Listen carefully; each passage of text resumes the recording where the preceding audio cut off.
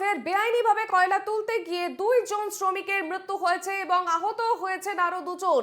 রানীগঞ্জের আমরাসোতা এলাকায় বাসরা খোলামুখ খনিতে পরিত্যক্ত স্থানে বেআইনিভাবে কয়লা তুলতে গিয়ে ধসে চাপা পড়েন 2 জন এবং ঘটনায় বিক্ষোভ দেখান স্থানীয়রা।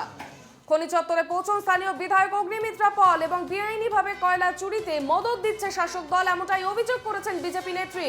পাশাপাশি অভিযোগ, বেকার যুবকদের খনি অঞ্চলে কোনো কাজে ব্যবস্থা নেই, তাই তারা এই বিপজ্জনক কাজ করতে বাধ্য হচ্ছেন। আমাদের সঙ্গে টেলিফোন লাইনে রয়েছেন আমাদের প্রতিনিধি সৌমিত্র গাঙ্গুলি। সৌমিত্র, বিস্তারিত জানবো। ঘটনায় কিন্তু যে খবর সূত্রে যেটা জানা যাচ্ছে, পশ্চিম বর্ধমান জেলার আসানসোল রানীগঞ্জের যে নারায়ণপুরের পর এবার কিন্তু রানীগঞ্জে বাসড়া খোলামুখ খনি পরিত্যক্ত এলাকায় কয়লা তুলতে গিয়ে মৃত্যু।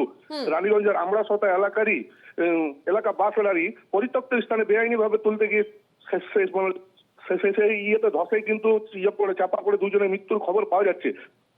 তবে মানে এখানে যে রয়েছে মৃতের পরিবারের থেকে কিন্তু কোন রকম ভাবে কিছু পরিষ্কার করে জানানো হচ্ছে না যে কোথায় হয়েছে ঘটনা, কি হয়েছে। ফলে কিন্তু সন্দেহ সেখানে কিন্তু আসানসোলের দক্ষিণে বিজেপি বিধায়িকা অগ্নিমিত্রা পাল কিন্তু ঘটনাস্থলে পৌঁছেছে এবং তিনি কিন্তু সরাসরি অভিযোগ করেছে যে কয়লা তুলতে গিয়ে এইরকম একটা এরকম একটা ধসের ঘটনায় একটা রীতিমতো এলাকায় চাঞ্চল্য ছড়িয়েছে। ফলে কিন্তু সেই ইয়েকে কিন্তু করে কেন্দ্র করে কিন্তু রাজনৈতিক শুরু হয়েছে, চর্চা শুরু হয়েছে।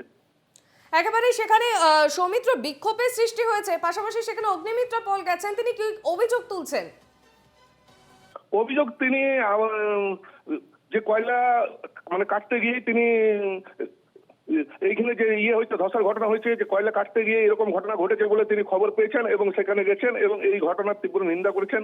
এবং সব থেকে যেটা বড় মানে কথা হচ্ছে, যেখানে সিপিএম এর যে রয়েছে মানে ওই সিআইটি মানে শ্রমিক সংগঠনের নেতৃত্ব মানে সরাসরি অভিযোগ করেছে যে এখানে নিরাপত্তা যারা আছে খনি অঞ্চলে যে দেখেন নিরাপত্তা বা সিকিউরিটি যারা মানে তারা কি করছিল, যদি এই ধরনের ঘটনা ঘটে থাকতে পারে তাহলে সেক্ষেত্রে নিরাপত্তার বিষয় নিয়েও একটা প্রশ্ন তুলেছে। ধন্যবাদ সৌমিত্র।